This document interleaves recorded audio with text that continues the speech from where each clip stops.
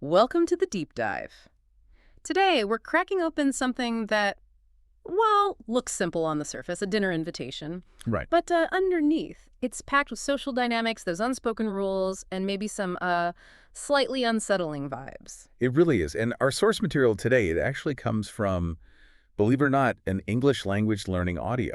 Huh, okay. It's designed to teach vocabulary phrases, but what's fascinating is how much it reveals about, human interaction, Hmm. social cues, the power of just everyday words. So our mission then is to unpack these key phrases, the conversational bits and pieces from this dialogue. Mm. We want to look at not just what the words mean, but like how they work in a real situation, what they tell us about how people behave. And maybe how they confirm our own gut feelings sometimes. Exactly. Get ready for some surprising connections here. Definitely. Okay, so let's set the scene. We've got this new neighbor, Armand, and he invites two women, one's named Ellen, over for dinner.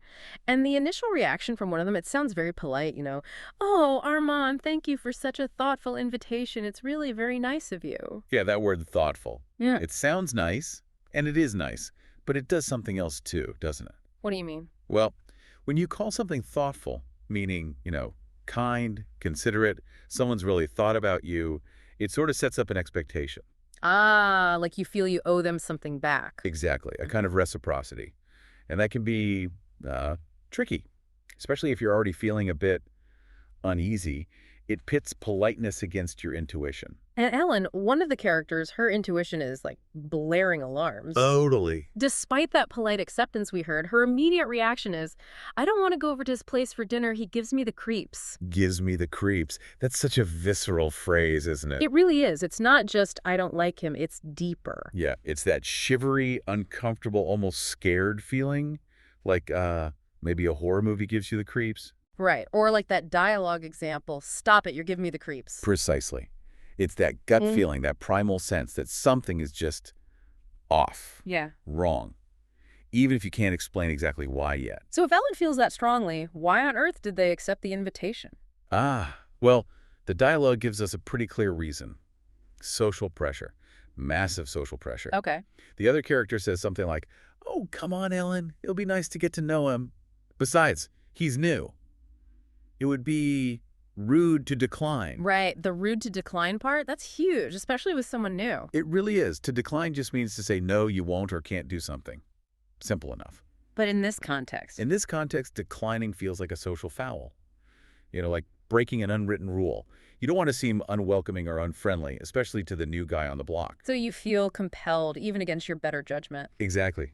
And Ellen even says, "You always rope me into things like this." Ah, roped me into, that's a great phrase too. Yeah, it's not like being physically forced. It's more like being persuaded, maybe even slightly manipulated, into doing something you really, really didn't want to do. Like your friend convincing you to help them move on your only day off. Exactly that feeling. Or like in the examples, Pete roping someone into drinks, or Renee getting someone to do her work. It's that reluctant agreement under pressure. So there's the pressure not to be rude, and then there's this other justification. It'll be nice to get to know him. hmm The getting to know him factor. Because he's new, right? It's the neighborly thing to do. Absolutely. And getting to know someone is, fundamental. You talk, find out about them, become familiar. It's how communities or just relationships start. But here it feels like it's being used to sort of override Ellen's gut feeling. I think so. Yeah. It's the logical brain saying, come on, give him a chance. Maybe your creepy feeling is wrong, while her intuition is still screaming, no. And then they arrive at his place. Yeah. And things get weird Ah. fast. This is the moment where everything shifts. Armand greets them at the door. And he says, Ladies, thank you for coming. You look delicious. "Oof, delicious." Then he corrects himself immediately. I mean, beautiful. Please come in. But the damage is done. That slip, delicious. It's Couple. just chilling, isn't it? Especially after Ellen's creeps comment.